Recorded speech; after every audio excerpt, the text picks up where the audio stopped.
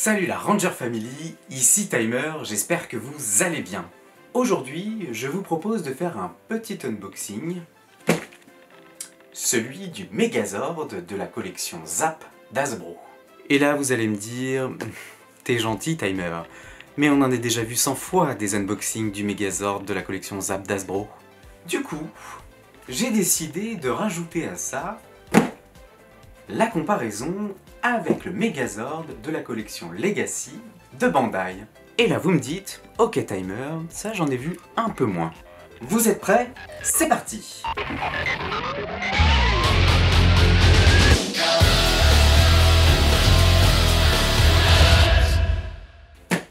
Commençons par déballer cette petite merveille. On s'attaque donc au Dino Megazord qui apparaît dans l'épisode 1 de la saison 1. Déjà, on peut commencer par dire que la boîte est magnifique. J'aime beaucoup cet effet robotisé. Il y a du vernis un petit peu partout, et il y a un effet embossé, c'est-à-dire que le carton est un peu en relief. Les visuels sont très jolis, surtout sur le côté.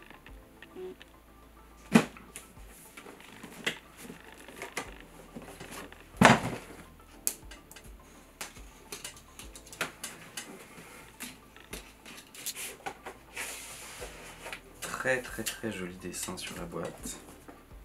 On retrouve les dessins des flancs, très jolies aides.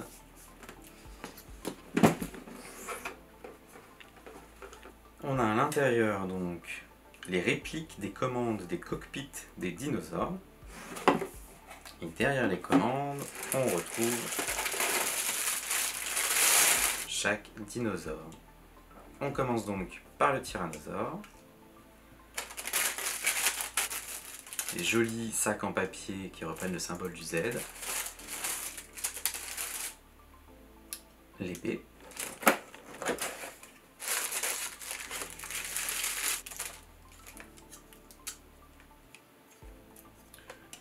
Le ptérodactyle.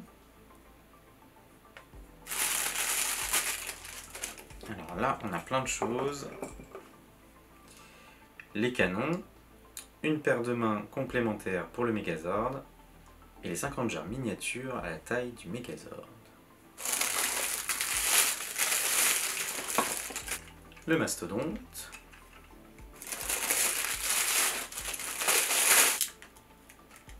Le Triceratops.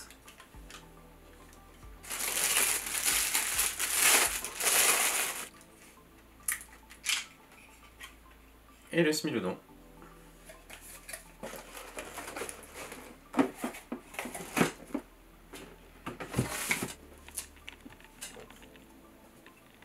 Alors, si on regarde dinosaure par dinosaure, par exemple, le dinosaure tyrannosaure, il vient avec beaucoup de détails. Il est entièrement en plastique. Il a des petites mains. On dirait un tout petit dinosaure avec des toutes petites mains.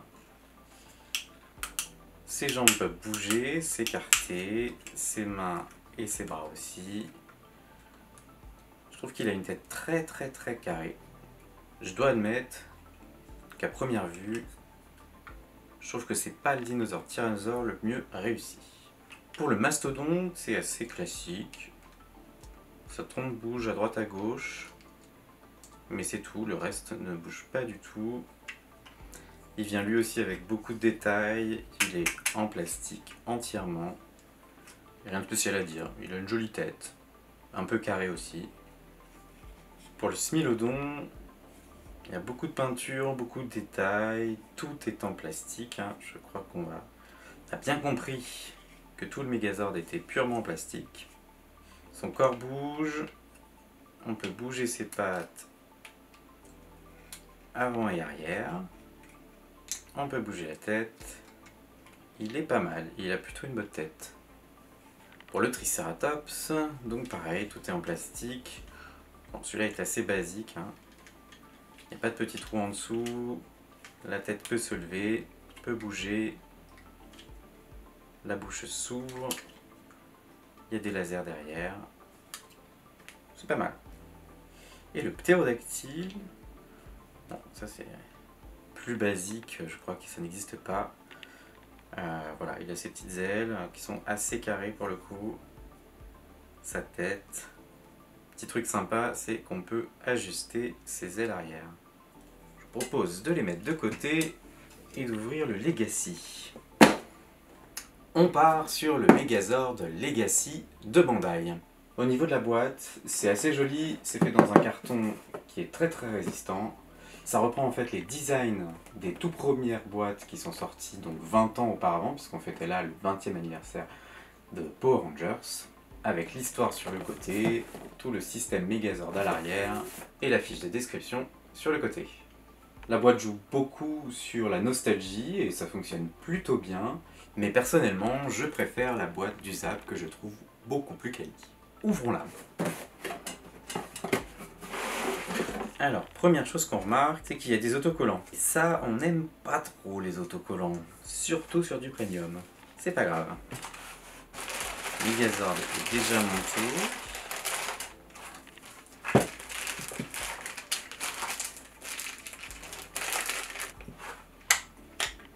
Le Triceratops. Le Smilodon. Le Ptérodactyle.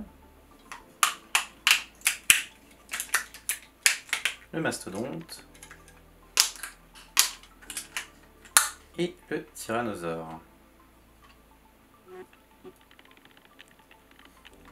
Ce qu'on remarque tout de suite quand on observe le dinosaure Tyrannosaure de Bandai, c'est qu'il a des pièces métalliques. Ce qu'on remarque aussi et surtout, c'est qu'il y a très peu de peinture. Et c'est pour ça qu'on a du coup des planches autocollants, c'est pour venir rajouter les coups de peinture manquants, et c'est vraiment dommage d'ajouter de l'autocollant sur du premium. On retrouve donc notre petit dinosaure tyrannosaure avec ses petits bras. Et je trouve que ça fait moins petits bras sur cette version, probablement parce que le reste est plus proportionné.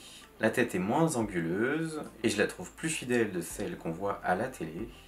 Petit souci, on voit du coup les plugs pour pouvoir former le Megazord, chose qu'on ne voit pas sur le Zap.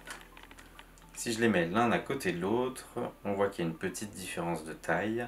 On voit la différence au niveau des hanches, le manque de peinture, la tête plus anguleuse côté Zap, les attaches qu'on ne voit pas sur le Zap, une queue qu'on peut bouger sur le Zap, chose qu'on ne peut pas faire côté Bandai. Voilà pour eux. Si je prends le Mastodonte maintenant, côté Bandai, on a quelques pièces en métal qui sont cachées par du plastique et qu'on voit une fois la formation du Megazord. Si on doit faire une comparaison, je pense qu'on est sur à peu près la même chose. Très peu de peinture côté Bandai, c'est principalement des autocollants. Une tête bien plus anguleuse côté du Zap. Des deux côtés, on ne peut pas bouger la trompe du Mastodonte. Et un élément un peu plus frappant, c'est côté Bandai, on voit les vis d'assemblage. Chose qu'on ne voit pas du tout côté Zap. Si on compare maintenant le Triceratops, on voit que côté Zap, la tête est beaucoup plus repositionnable, alors que côté Bandai, ça ne bouge pas. On peut ouvrir la bouche côté Zap, alors qu'il n'y en a pas côté Bandai. En revanche, on a une pièce métallique, mais du coup, la pièce métallique fait que les lasers ne sont pas du tout amovibles côté Bandai, alors que côté Zap, on peut les tourner. Même remarque générale, très peu de peinture. On passe à la suite. Le Smilodon, c'est à peu près la même chose que le Triceratops. On voit peu de peinture, on voit les vis d'assemblage de chaque Zord. Les pattes peuvent être bougées et repositionnées côté Zap, ainsi que son corps. Alors que côté Bandai, on ne peut absolument rien faire, il est entièrement rigide. On retrouve la pièce métallique comme le Triceratops au niveau des lasers. Ça pose moins de problèmes pour le Smilodon, mais était-ce bien nécessaire? Et je termine par le Ptérodactyle, qui finalement en taille se ressemble beaucoup, à part sur l'envergure des ailes. Le train arrière est amovible côté Zap, alors qu'on ne peut pas le bouger côté Bandai. Pas de peinture côté Bandai, mais des autocollants. Et côté Zap, on a pas mal de détails. On peut aussi comparer les sabres, déjà par leur taille, beaucoup plus grands côté Zap et légèrement plus petits côté Bandai, et surtout très peu de détails, en tout cas détails de peinture côté Bandai, alors que côté Zap, on a quelques effets.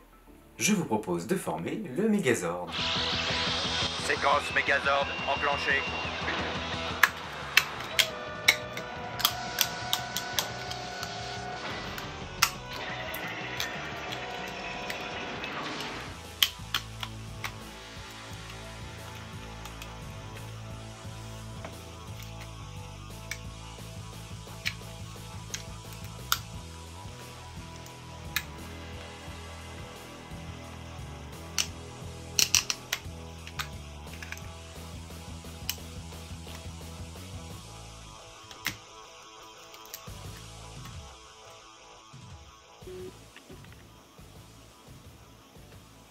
Et voilà! Alors, premier point de comparaison, c'est donc toutes les pièces métalliques qui ressortent côté Bandai, alors que côté Zap, ce sont plutôt tous les détails et les éléments de peinture qu'on retrouve, quelques éléments un peu translucides, ici et là et ici, chose qu'on ne retrouve pas du tout côté Bandai. Côté Bandai, le Megazord est assez robotisé. Il y a peu de joints, on ne peut pas vraiment bouger ni les jambes ni les bras. Alors que côté Zap, on peut ouvrir, on peut tourner, on peut même changer la main.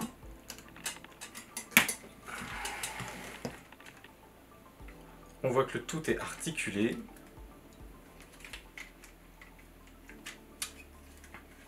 Et qu'on peut du coup lui faire prendre des poses très sympas. Même la tête peut bouger. Du coup, mon avis perso, c'est que le Megazord Legacy de Bandai est beaucoup plus représentatif de celui qu'on peut trouver dans la série. La gamme avait été créée pour fêter les 20 ans de la franchise et reprenait du coup quasiment les moules qu'on avait 20 ans auparavant. Petite note positive, ce sont toutes les pièces en métal qu'on peut retrouver dans le Megazord et qui donnent cet effet premium au jouet. Grosse touche négative, c'est le manque de peinture et du coup l'application obligatoire d'autocollants pour pouvoir y remédier. Autre touche négative, c'est le côté assez peu jointé du robot qui fait que ça le robotise finalement encore plus et on ne peut pas trop bouger les bras, bouger les jambes et le mettre dans des positions qui sont un petit peu plus rigolotes. Côté Zap, je pense qu'Hasbro a voulu s'éloigner légèrement de l'univers de la série en apportant sa touche personnelle avec de nombreux détails qui viennent apporter un effet un peu futuriste finalement au Megazord. Petite touche négative, c'est le fait que le robot soit uniquement fait de plastique, ce qui rend le jouet absolument pas premium, et c'est assez dommage pour le prix auquel il est vendu. En revanche, gros point positif, c'est cette présence de peinture partout qui donne beaucoup de détails. Et surtout, c'est tous les joints qui ont été intégrés qui permettent de bouger les bras, qui permettent de bouger les jambes et qui permettent de mettre le Megazord dans des positions très drôles. Si j'ai un autre point positif à donner, c'est l'absence de visibilité des vis d'assemblage, ce qui du coup redonne un petit peu son côté premium au jouet. En gros, faites votre choix. Côté Bandai, ce sera plutôt le côté nostalgie, alors que côté Hasbro, ce sera plutôt le côté néo-rétro. Pour ma part, ça me fait 2 Megazords, ce qui en fait quand même beaucoup pour une seule et même personne, sachant qu'en plus, il y a le Megazord de la collection Altaïa qui ne va pas tarder. J'espère en tout cas que ça vous aura permis de vous faire votre propre idée sur les deux jouets, et ainsi vous confortera peut-être dans le fait d'acquérir l'une des deux versions, selon ce qui vous intéresse le plus. C'est tout pour aujourd'hui, j'espère que cette vidéo vous a plu, et si c'est le cas, n'hésitez pas à lâcher un pouce levé, ça fait toujours plaisir. Alors dites-moi, quelle version du Megazord préférez-vous? Celle d'Hasbro ou celle de Bandai? Dites-le moi en commentaire pour qu'on puisse en parler tous ensemble. Profitez-en pour vous abonner à la chaîne et retrouver ainsi d'autres vidéos comme celle-ci, et surtout ne rien rater de l'actu Power Rangers. Voici un petit indice sur ce qui vous attend dans la prochaine vidéo.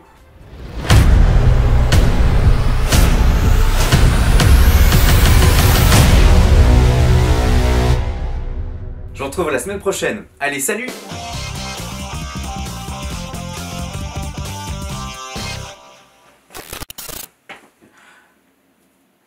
Allez, salut.